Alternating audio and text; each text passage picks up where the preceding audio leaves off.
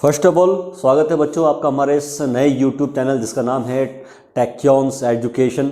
आप लोगों की बहुत ही ज़्यादा डिमांड पर हम लोगों ने अपना ये यूट्यूब चैनल लॉन्च किया है, जिसमें कि काफ़ी सारे बच्चे जो हमको एक्सेस नहीं कर पाते हैं, है ना, ऑफलाइन विजिट नहीं कर पाते हैं हम लोगों को, तो उनके लिए हम लोगों की टीम ने पूरे ये लेक्चर्स आपके शूट किए हुए हैं। स्पेशली अभी हम आपके बोर्ड के जो बच्चे हैं, जो 2021 में आपके बोर्ड के एग्ज़ाम होने वाले हैं, स्पेशली क्लास 12 के जो बच्चे हैं उनको ध्यान में रखते हुए हम लोग ये लेक्चर वीडियोस शूट कर रहे हैं। अगर आप इन लेक्चर वीडियोस की सीरीज़ को अगर आप देखेंगे तो definitely I am very much sure कि आप लोग अपना मार्क्स को एनहेंस कर पाएंगे, बूस्ट कर पाएंगे।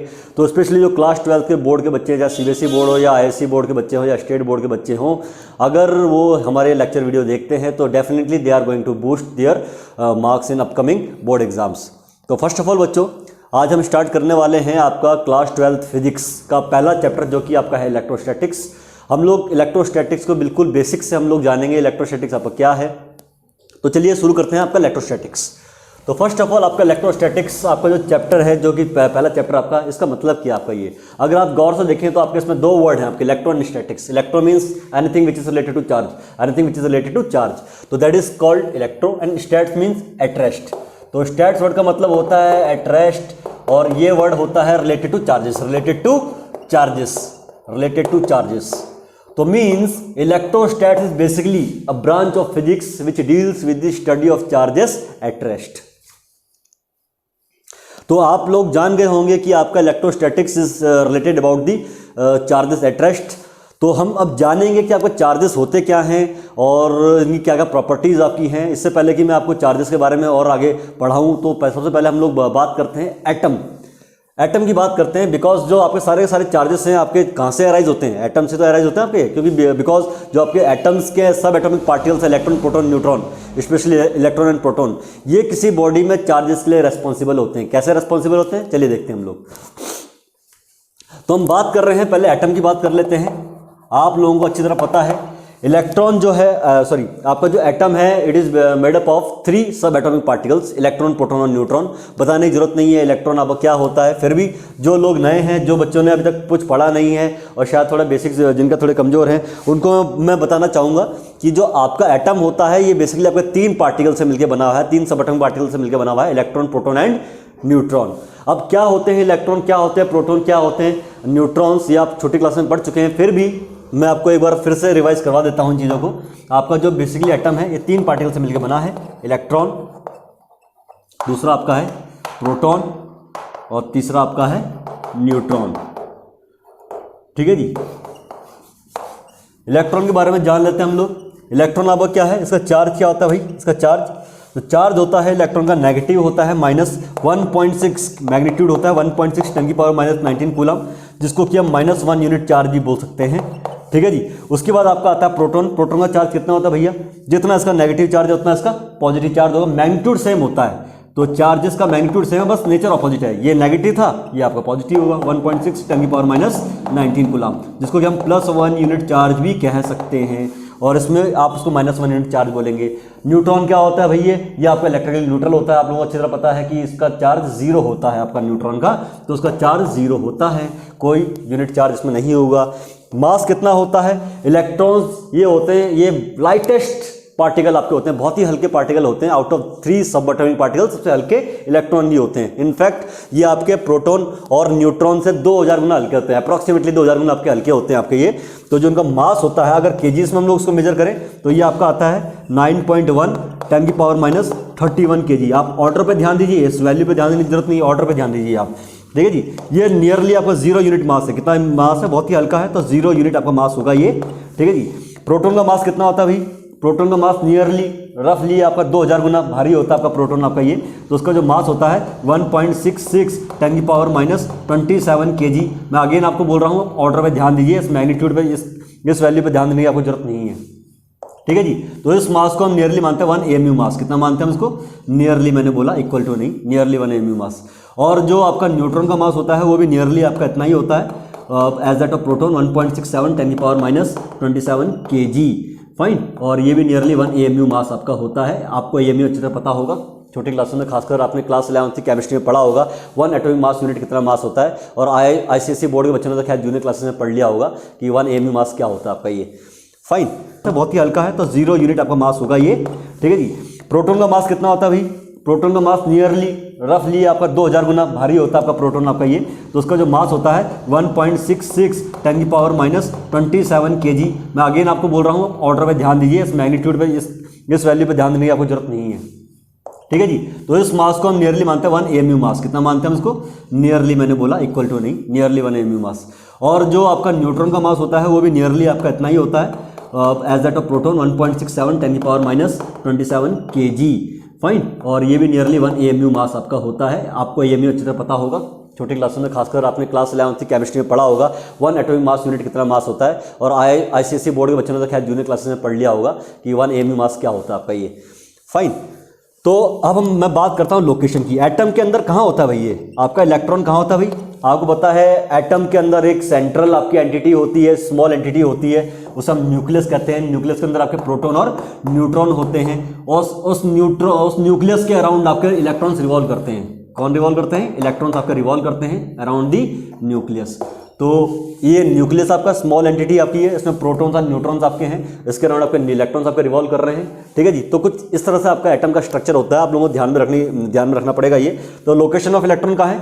इलेक्ट्रॉन की location around the nucleus, around the nucleus, nucleus के अराउंड दी न्यूक्लियस।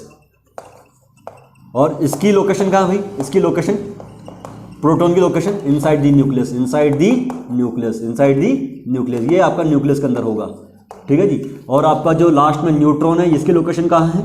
इसकी लोकेशन आपकी ये है इनसाइड दी न्यूक्लियस। ये भी कहाँ है? Inside the nucleus. ये भी न्यूक्लियस के अंदर ही होता है। कौन? आपका ये न्यूट्रॉन। तो आपने देखा आपके इलेक्ट्रॉन, प्रोटॉन और न्यूट्रॉन के एटम के अंदर कैसे अरेंज आपके हो रखे। ठीक है जी। चलिए जी, अब हम आगे बढ़ते हैं, हम बात करेंगे अब। अच्छा, आपका कोई भी एटम होता है, उस एटम के न्यूक्लियस के अंदर जितने प्रोटॉन होते हैं, न्यूक्लियस के अंदर जितने प्रोटॉन होते हैं, बाहर उतने इलेक्ट्रॉन आपके रिवॉल्व करते हैं। बेसिकली मींस कि आपका जितना पॉजिटिव चार्ज न्यूक्लियस के अंदर है, बाहर उतना ही नेगेटिव चार्ज आपका रिवॉल्व कर रहा है। सो एटम का नेट चार्ज कितना हो जाता है? 0 हो जाता है, क्योंकि जितना पॉजिटिव अंदर है, जितना प्रोटॉन अंदर है, बाहर उतना इलेक्ट्रॉन रिवॉल्व कर रहे हैं। और इलेक्ट्रॉन और प्रोटॉन का जो नेगेटिव और पॉजिटिव चार्ज का जो मैग्नीट्यूड है वो एक सेम ही होता है। तो अगर प्रोटॉनों की संख्या इलेक्ट्रॉनों की संख्या बराबर है तो कहने मतलब क्या, नेट चार्ज आपका एटम का 0 होगा। अब दिक्कत कब आती है? दिक्कत तब आती है जब इनकी संख्या में, इनके नंबर्स में आपका डिसबैलेंस क्रिएट होता है। डिसबैलेंस क्रिएट होता है अगर इलेक्ट्रॉन्स की संख्या बढ़ गई एज दैट ऑफ प्रोटॉन, या इलेक्ट्रॉन्स की संख्या घट गई आपकी as compare to the proton. उस केस में आपके एटम के ऊपर नेट चार्ज 0 नहीं होता है। इन केस मैं कहता हूं जी, एग्जांपल लेते हैं, फॉर एन एग्जांपल, आपके पास एक एटम है, एटम के अंदर 10 प्रोटॉन है और बाहर 10 इलेक्ट्रॉन आपके रिवॉल्व कर रहे हैं, तो नेट चार्ज 0 होगा आपका ये। बट इन केस अगर 10 इलेक्ट्रॉन में से एक इलेक्ट्रॉन चला गया, अब 9 इलेक्ट्रॉन है, 10 प्रोटॉन है, ठीक है जी, चार्ज कैसा आएगा एटम के ऊपर? इलेक्ट्रॉनों की संख्या कम हो गई है, नेगेटिव चार्ज की संख्या कम हो गई है, तो आपके एटम के ऊपर जो चार्ज आएगा, कैसा आएगा चार्ज? वो चार्ज आपका आएगा पॉजिटिव चार्ज। और कितना पॉजिटिव चार्ज आएगा? 1 इलेक्ट्रॉन के बराबर पॉजिटिव चार्ज। इनफैक्ट अगर इनकेस 2 इलेक्ट्रॉन बाहर चले गए तो 2 इलेक्ट्रॉन अगर बाहर चले गए तो उस केस में आपका एटम के ऊपर 2 इलेक्ट्रॉन के बराबर पॉजिटिव चार्ज क्रिएट हो जाएगा। 3 इलेक्ट्रॉन चले गए तो 3 इलेक्ट्रॉन के बराबर एटम के ऊपर पॉजिटिव चार्ज क्रिएट हो जाएगा।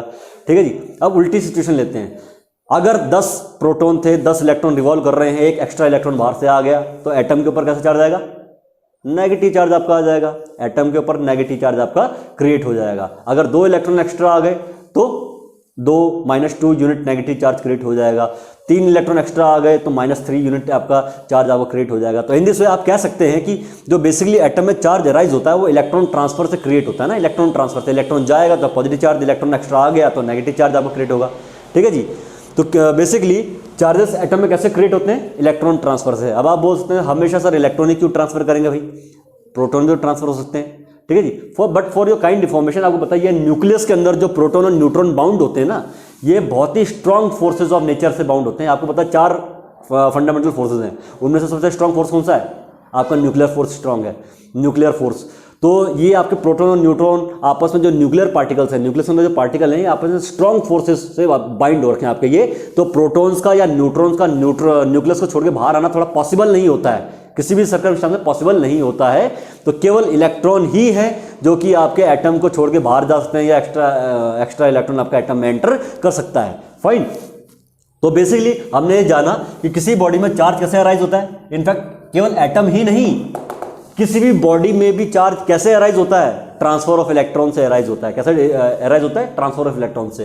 तो चार्ज आपका क्या है, पहली चीज चार्ज कैसे अराइज होता है बॉडी में, इलेक्ट्रॉन ट्रांसफर से। जो बॉडी इलेक्ट्रॉन लूज करेगी उसमें पॉजिटिव चार्ज आएगा, जो इलेक्ट्रॉन गेन करेगी उसमें नेगेटिव चार्ज आपका आएगा। तो charge in a body, charge in a body, in a body arises क्या होता है, कैसे अराइज होता है बॉडीज में। हम इस टॉपिक में अब हम पढ़ेंगे चार्जेस की इंपॉर्टेंट प्रॉपर्टीज। क्या आपकी चार्जेस की इंपॉर्टेंट प्रॉपर्टीज को जरा हम एक बार देख लेते हैं। प्रॉपर्टीज ऑफ चार्जेस, पहली प्रॉपर्टी आपकी है charges are always associated with mass. इसका मतलब क्या है, मतलब अगर कोई बॉडी उसका मास नहीं है तो उस पर चार्ज भी नहीं हो सकता। चार्ज तभी होगा जब बॉडी का मास होगा। ठीक है जी, तो ये पहली इंपॉर्टेंट प्रॉपर्टी आपकी है। दूसरी इंपॉर्टेंट प्रॉपर्टी है चार्ज आपका ट्रांसफरेबल है। चार्ज एक बॉडी से दूसरी बॉडी में ट्रांसफर हो सकता है, तो चार्ज इज ट्रांसफरेबल। फाइन। अगली जो इंपॉर्टेंट प्रॉपर्टी है, चार्ज आपका कंजर्व होता है, कंजर्वेशन ऑफ चार्ज। ठीक है जी, चार्ज इज कंजर्व्ड। क्या होता है कंजर्वेशन ऑफ चार्ज, डिटेल में पढ़ेंगे थोड़ी देर में हम लोग। Charge is conserved. और इंपॉर्टेंट थिंग आपका चार्ज क्वांटाइज्ड भी है। Charge is also quantized. ठीक है जी, तो पहले की जो दो प्रॉपर्टी मैंने आपको बताई ये इतनी ज़्यादा इंपॉर्टेंट नहीं है। ये दो प्रॉपर्टी जो मैं आपको अभी लिखवाई है मैंने आपको, ये दोनों बहुत ज़्यादा इंपॉर्टेंट है। तो इन्हीं दोनों प्रॉपर्टीज से हम चार्जेस ही ज़्यादा फोकस कर लेते हैं कि आपका चार्ज क्या बोलते हैं, चार्ज कंजर्व का मतलब क्या है। तो हमारा नेक्स्ट टॉपिक हमारा है कंजर्वेशन ऑफ चार्ज।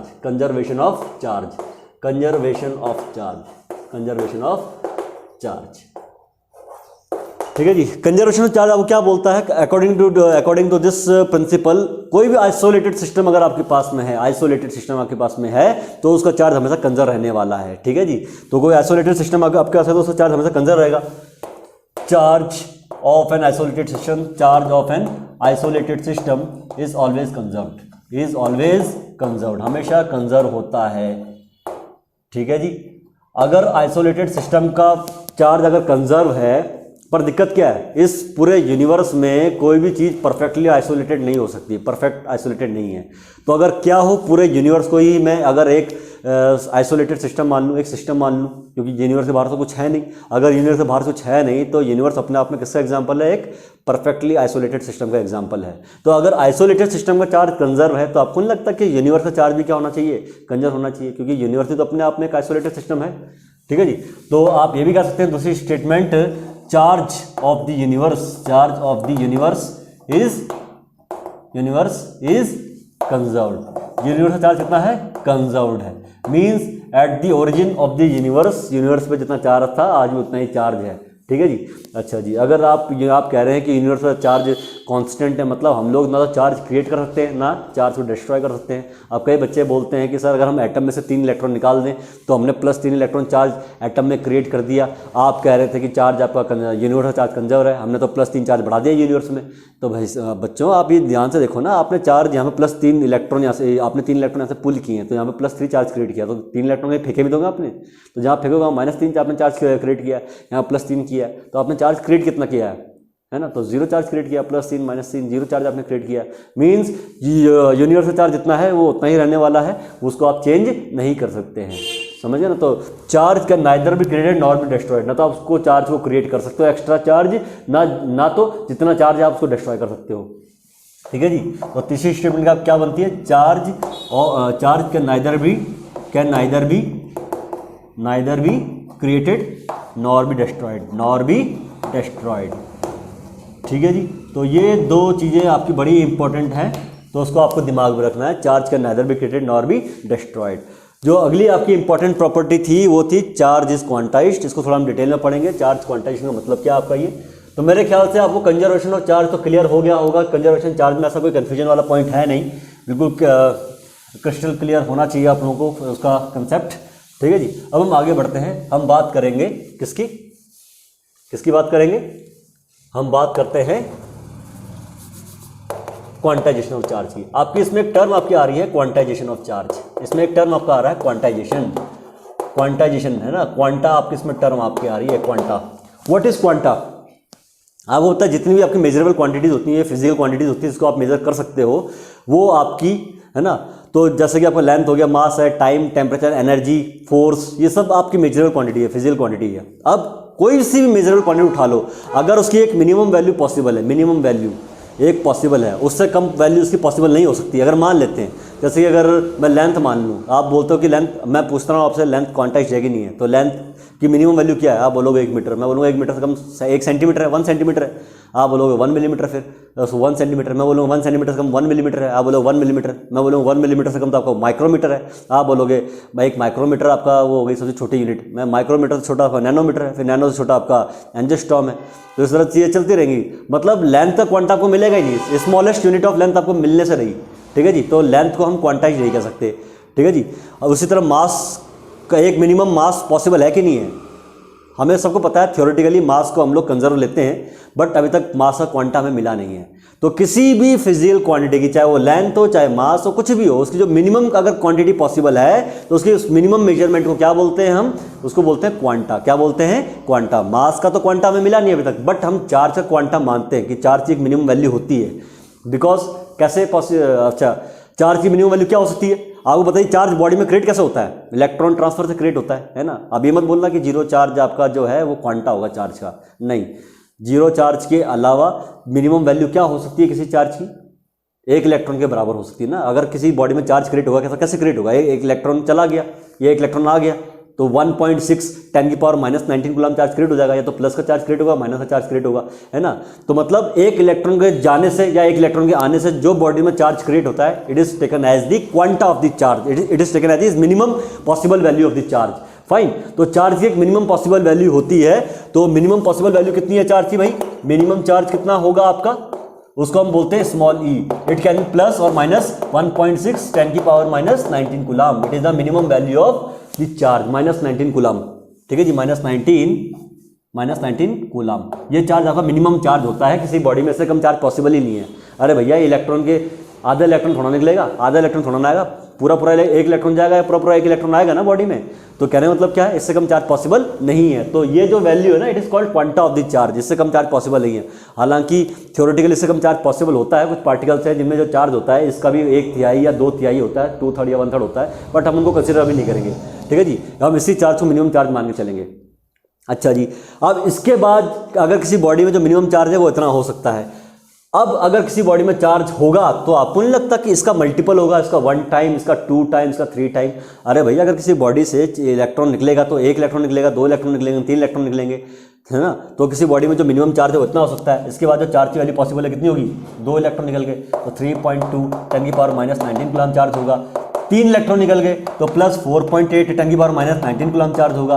4 इलेक्ट्रॉन निकल गए तो प्लस 6.4 10⁻⁻19 कूलम चार्ज होगा, है ना, and so on. In between 1.6 के बाद आप कहने लोगे भैया मुझे 1.7 × 10⁻⁻19 कूलम चार्ज चाहिए, नहीं मिलेगा आपको। आप कहने लोगे मुझे 2.5 × 10⁻⁻19 कूलम चार्ज चाहिए, 2.5 नहीं मिलेगा आपको। 1.6 के बाद जो चार्ज की वैल्यू पॉसिबल है वो कितनी है? 3.2 10⁻⁻19। उसके बाद जो पॉसिबल है 4.8 10⁻⁻19। समझ गए ना। तो मतलब चार्जेस किसी बॉडी में अगर चार्ज है तो उस चार्ज की कुछ डिस्क्रीट वैल्यू ही पॉसिबल है, कुछ डिस्क्रीट वैल्यूज, जिसके 1.6 के बाद 3.2 ये कुछ डिस्क्रीट वैल्यूज पॉसिबल है, कॉन्टिन्यूस चार्ज पॉसिबल नहीं है। ऐसा क्यों है? ऐसा क्यों है भाई? क्योंकि चार्ज आपका क्वांटाइज्ड है। चार्ज की एक मिनिमम वैल्यू है 1.6, और अगर बॉडी में चार्ज है तो वो इसका मल्टीपल होगा, होल नंबर मल्टीपल, इसका 1 time, 2 time, 3 time and so on. तो इसलिए हम बोलते हैं कि चार्ज आपका क्या है? क्वांटाइज्ड है। तो क्वांटाइजेशन ऑफ चार्ज की आप स्टेटमेंट क्या लिख सकते हैं? आप लिख सकते हैं आप कि any body contains the charge as the whole number multiple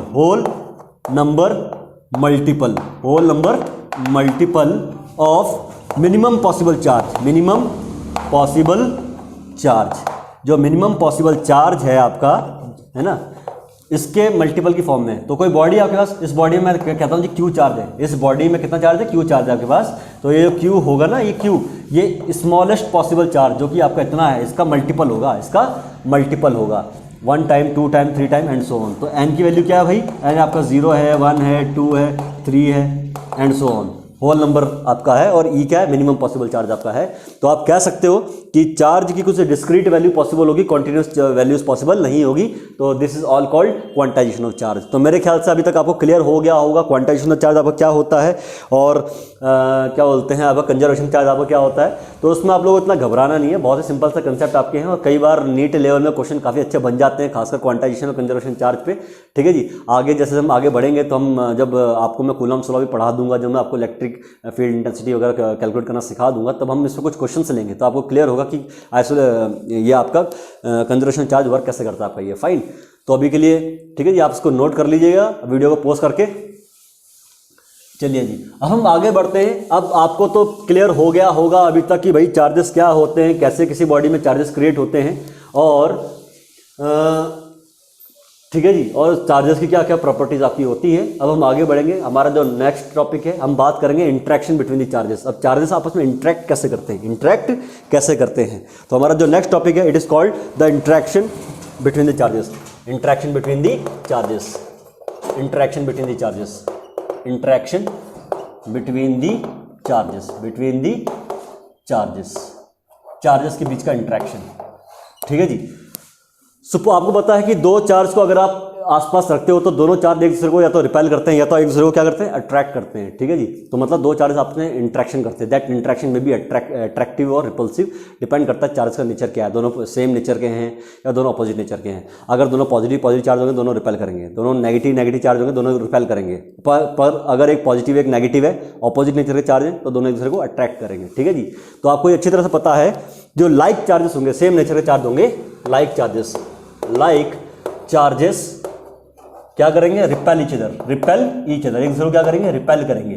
ठीक है जी, और अनलाइक चार्जेस, एक पॉजिटिव है दूसरा नेगेटिव है, तो unlike charges attract each other, attracts each other, एक दूसरे को क्या करेंगे, एक दूसरे को अट्रैक्ट करेंगे, ईच अदर। ठीक है जी, एक दूसरे को अट्रैक्ट करेंगे अनलाइक चार्जेस, मतलब चार्जेस एक दूसरे के ऊपर फोर्स डालते हैं, एक दूसरे के ऊपर क्या डालते हैं, फोर्स। ठीक है जी, तो means charges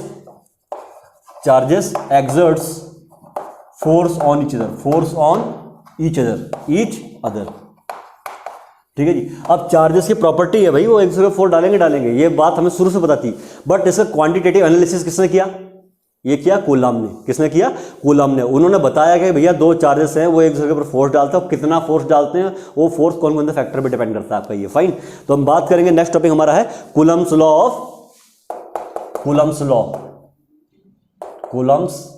law.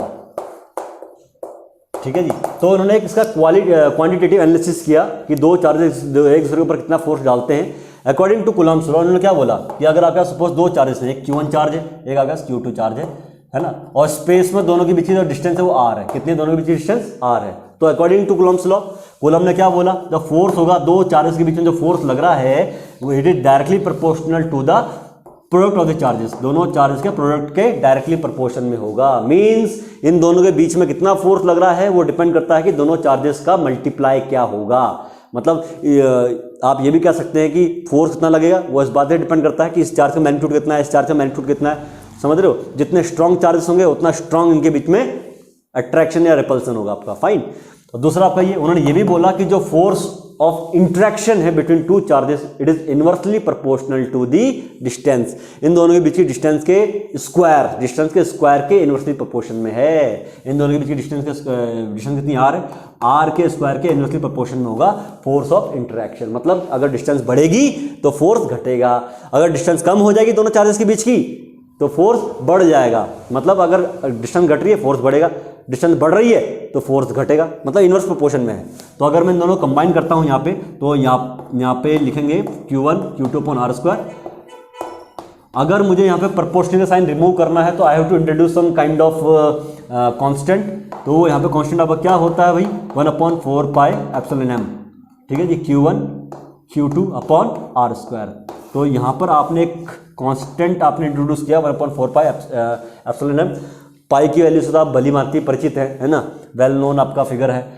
Epsilon M आपको क्या चीज़ है? एप्सिलॉन एम होता है इन दोनों मीडियम के बीच में, इन दोनों चार्जेस के बीच में जो मीडियम है उसकी electrical permittivity. It is the electrical permittivity of the medium between the charges. Charges के बीच में जो मीडियम है उनकी इलेक्ट्रिकल परमिटिविटी आपकी है, permittivity of the medium between the charges. तो चार्जेस के बीच में जो मीडियम है उसकी इलेक्ट्रिकल परमिटिविटी आपकी क्या है? एप्सिलॉन एम है। फाइन। तो मीन्स अगर आप मीडियम चेंज करेंगे तो दोनों चार्जेस के बीच में जो फोर्स है वो भी चेंज हो जाएगा, उनके बीच में फोर्स भी चेंज हो जाएगा। अगर आप डिस्टेंस सेम रखो, चार्जेस भी सेम रखो, तो मीडियम चेंज करोगे इनके बीच का, तो आपके इनके बीच का फोर्स भी चेंज हो जाएगा। तो ये आपकी एक इंपॉर्टेंट डिडक्शन है आपकी कूलम्ब्स लॉ की, बहुत ही इंपॉर्टेंट। आगे हर जगह आप ये यूज़ करने वाले हो, ठीक है जी। कुछ ऐसे ही आपने पढ़ा था न्यूटन्स लॉ ऑफ ग्रेविटेशन में, दो मासेस के बीच में जो इंट्रैक्शन होता है, कुछ ऐसे ही है ना फॉर्मूला था आपका ये। तो अगर आप गौर से देखो, ये आपका भी फॉर्मूला कुछ न्यूटन्स ग्रेविटेशनल फार्मूला की तरह ही है, तो ठीक है, नथिंग टू वरी अबाउट। तो एप्सिलॉन एम जो होता है इसकी यूनिट क्या होती है? यूनिट ऑफ इलेक्ट्रिकल परमिटिविटी, ठीक है जी। इलेक्ट्रिकल परमिटिविटी की यूनिट क्या होती है भाई? इसकी यूनिट होती है कूलम्ब स्क्वायर मीटर स्क्वायर पर न्यूटन, ठीक है जी। अगर इन दोनों चार्जेस के बीच में अगर मैं एयर ले लूँ, एयर या वैक्यूम कुछ भी हम ले लें, अगर मैं एयर ले लूँ इनके बीच में, for air as the medium, अगर दोनों चार्जेस के बीच में मैं जो मीडियम था उसको एयर से फिल कर दूं, तो इन दैट केस जो एप्सिलॉन एम जो होता है, इलेक्ट्रिकल परमिटिविटी जो होती है वो होती है एप्सिलॉन नॉट के बराबर। और एप्सिलॉन नॉट की वैल्यू होती है 8.875 10 की पावर माइनस 12 पर न्यूटन पर मीटर स्क्वायर कूलम्ब का स्क्वायर, ठीक है जी। तो ये आपकी इंपॉर्टेंट डिडक्शन है आपके, इसको आप नोट कर लेंगे, ठीक है जी। तो अगर दोनों के बीच में अगर एयर है तो यहाँ पर एफ एयर क्या लिख सकते हो आप? एफ एयर को हम लिखते हैं 1/4 पाई, एप्सिलॉन को रिप्लेस करेंगे एप्सिलॉन नॉट से Q1 Q2 upon are square, ठीक है जी। ये नया कांस्टेंट आपके पास आ गया, because 4 constant, pi constant, epsilon not constant है, वैल्यू फिक्स है, वैल्यूज पुट करोगे तो यहाँ पे आपका के आपका आ जाएगा, के एक नया कांस्टेंट आपका आ गया, के Q1 Q2 अपॉन आर का स्क्वायर। ये केवल एयर के लिए वैलिड है, अगर बीच में एयर हो तभी वैलिड है फॉर्मूला आपका ये। और जो के होता है, के की वैल्यू कितनी होती है? 1/4 पाई एप्सिलॉन नॉट होती है, और इसकी वैल्यू रफली कितनी आएगी? 9 × 10⁹ न्यूटन मीटर स्क्वायर पर कूलम्ब स्क्वायर। तो ये बड़ा इंपॉर्टेंट डिडक्शन आपका है, इसको भी आप लोग नोट कर लेंगे, ठीक है जी। तो ये के की वैल्यू आप ध्यान रखेंगे, के और एप्सिलॉन नॉट में आप लोग अक्सर कंफ्यूज होते हैं, तो उसको थोड़ा दिमाग में रखेंगे आप लोग। तो इन दिस वे दो चार्जेस आपस में इंट्रैक्ट करते हैं, ठीक है जी, इसको नोट कर लीजिए आप लोग। अब हम आगे बढ़ते हैं, हमारा जो नेक्स्ट टॉपिक है वो है हमारा vector form of Coulomb's law. Okay, vector form of Coulomb's law, Coulomb की वेक्टर फॉर्म कैसे लिखेंगे? Vector form of Coulomb's law, ठीक है जी। Vector form of Coulomb's law, vector form of Coulomb's law, Coulomb's law की vector form, ठीक है जी। Suppose आपके पास एक चार्ज है, Q1 चार्ज है, और एक चार्ज आपके पास Q2 है। स्पेस में आपके पास दो चार्ज है, Q1 एंड Q2, और आपके पास एक ओरिजिन है, एक पॉइंट ओरिजिन है, इससे कोऑर्डिनेट आपके 0,0,0 है, ठीक है जी। अच्छा, इस ओरिजिन के रेफरेंस में या रेस्पेक्ट में इसका जो पोजीशन वेक्टर है चार्ज 1 का वो R1 वेक्टर है, चार्ज 2 का जो पोजीशन वेक्टर है वो आपका R2 वेक्टर है, ठीक है जी। अब आपको फाइंड करना है, आपको पता है कि ये जो चार्ज है Q2 जो चार्ज है, जितना फोर्स इस पर डालेगा उतना ही फोर्स ये उस पर डालेगा। फाइन। तो इसने भैया इस पर डाला, अपनी तरफ अट्रैक्ट किया। मैं कहता हूँ प्लस एक माइनस, एक चार्ज प्लस का है या दूसरा माइनस का है, तो ये इसको अट्रैक्ट करेगा। तो it is a force on charge 2 due to charge 1, ठीक है जी। उतना ही फोर्स ये भी डालेगा इसके ऊपर, अगर इसने इसको अपनी तरफ खींचा तो ये भी इसको खींचेगा अपनी तरफ, ठीक है जी। Third law of motion, action reaction, action का रिएक्शन होता है। अगर इसने इसके ऊपर फोर्स लगाया तो ये भी इसके ऊपर क्या लगाएगा? फोर्स लगाएगा, और दोनों फोर्स इक्वल होंगे बट ऑपोजिट डायरेक्शन में होंगे। तो अगर इसने इस पर इस डायरेक्शन में फोर्स लगाया तो ये इस पर इस डायरेक्शन में फोर्स लगाएगा, तो F12 वेक्टर आपका इस तरफ होगा। तो F12 क्या है? F12 is the force on charge 1 due to charge 2, and F21 क्या है? Force on charge 2 due to charge 1। अच्छा जी, इन दोनों का मैग्नीट्यूड आपको पता सेम रहने वाला है, इन दोनों का जो मैग्नीट्यूड है वो सेम होगा आपका ही, है ना, मैग्नीट्यूड आपका सेम इन दोनों का। और कितना मैग्नीट्यूड है भाई, आप वो कूलम्ब्स लॉ से पहले कैलकुलेट कर चुके हो, इतना मैग्नीट्यूड है आपका इस फोर्स का भी और इस फोर्स का भी। Is that clear? चलिए जी ठीक है, तो आपको बिल्कुल ध्यान देना है इन चीज़ों को, ठीक है। वो आपका मैग्नीट्यूड यहाँ से फाइंड कर लेंगे। अच्छा, अगर मुझे ये वाला फोर्स फाइंड करना है, मतलब चार्ज 1 पे फोर्स फाइंड करना है, F12 वेक्टर मुझे फाइंड करना है, तो कैसे करेंगे भाई? फोर्स वेक्टर, जब भी हम वेक्टर की बात करते हैं तो दो चीज़ आती है, उस फोर्स का मैग्नीट्यूड कितना है, K Q1 Q2 upon R square. आप कूलम्ब्स लॉ से मैग्नीट्यूड निकाल सकते हैं, इनटू डायरेक्शन क्या है उस फोर्स की, डायरेक्शन आपको नहीं लगता, जो फोर्स है इस पर, जो फोर्स है किस डायरेक्शन में है, इस डायरेक्शन में है, R12 कैप इस डायरेक्शन में है, ये यूनिट वेक्टर आपका ये, ठीक है जी। तो इस पर जो फोर्स की डायरेक्शन किस तरफ है, इस Q2 की तरफ है, तो आप इसको लिखेंगे K Q1 Q2 upon, unit vector कैसे निकालते हैं, R12 वेक्टर अपॉन में क्या जाएगा, R आ जाएगा, तो आप इसको ऐसे भी लिख सकते हैं R3, ठीक है जी। उसी तरह से आप F21 वेक्टर क्या लिखेंगे, F21 vector is how much, F21 vector is K Q1 Q2 upon R3, और यहाँ पे आ जाएगा R21 वेक्टर आपका ये, ठीक है जी। और R12 वेक्टर और R21 वेक्टर कैसे निकालेंगे भाई, R12 वेक्टर कैसे निकालेंगे, R12 वेक्टर ये निकालोगे आप R2 vector minus R1 vector से, और R21 वेक्टर कैसे निकालेंगे, R21 वेक्टर ये निकालोगे आप R1 vector minus R2 vector से। तो इस तरह से आप R1 और R2 वेक्टर निकाल सकते हैं इजीली, समझे ना। तो ये था आपका कूलम्ब्स लॉ की वेक्टर फॉर्म। तो ये दो फोर्सेज जो हैं इनका मैग्नीट्यूड तो सेम है बट डायरेक्शन अलग है, क्यों? बिकॉज यहाँ पे R12 वेक्टर आ रहा है, यहाँ पे R21 वेक्टर आपका आ रहा है। तो ये आपके कूलम्ब लॉ की आपकी कैसी फॉर्म है आपकी, ये वेक्टर फॉर्म है आपकी ये, तो उसको आप नोट कर लीजिएगा।